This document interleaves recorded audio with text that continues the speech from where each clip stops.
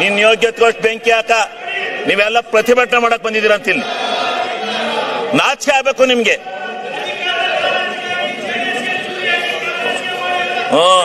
ಹೌದು, ನಿಮ್ಮ ಅಪ್ಪಗೆ ಹಾಕಿದ್ದೆ ಚೂರಿಯ. ಈಗ ಸನ್ಮಾನ್ಯ ಅಧ್ಯಕ್ಷರೇ, ಅವು ಲೇ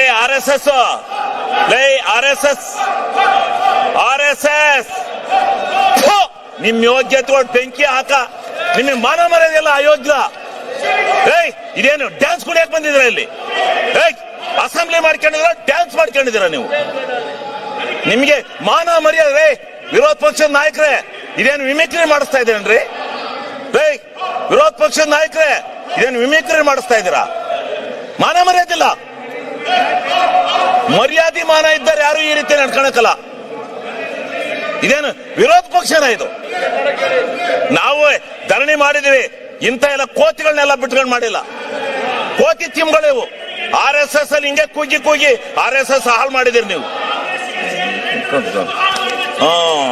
ನಿಮ್ಮ ಅಜ್ಜನ್ ಮಾಡಿದ್ದೆ. ಬಾಲ್ ಕೇಳು ಅರಸೀಕೆರೆಯಲ್ಲಿ. ಅರಸೀಕೆರೆಯಲ್ಲಿ ಬಾ ಕೇಳು, ಕೊಪ್ರಿ ಬಗ್ಗೆ ಹೇಳ್ತಾರೆ ಯಾರು ಹೋರಾಟ ಮಾಡಿದಾರು ಅಂತ.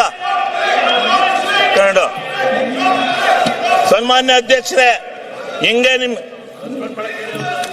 ಸನ್ಮಾನ್ಯ ಅಧ್ಯಕ್ಷರೇ, ಅವ್ರಿಗೆ ನೋಡಿ, ಅವರು ಕೆಟ್ಟ ಕೆಲಸ ಮಾಡಿದವ್ರಿಗೆ ಹೇಳ್ತಾ ಇರ್ಬೇಕು, ಹಂಗೆ ಬಿಟ್ಕೊಂಡು ಹೋಗದ.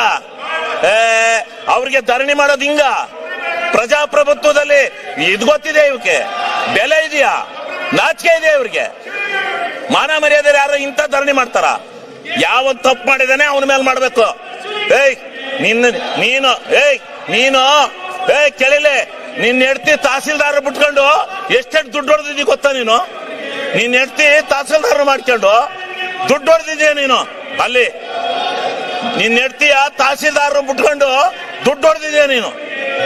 ನೀನು ಅಯೋಗ್ಯ. ನೀನು ದುಡ್ಡು ಹೊಡೆದಿದ್ದೀಯ ನೀನು.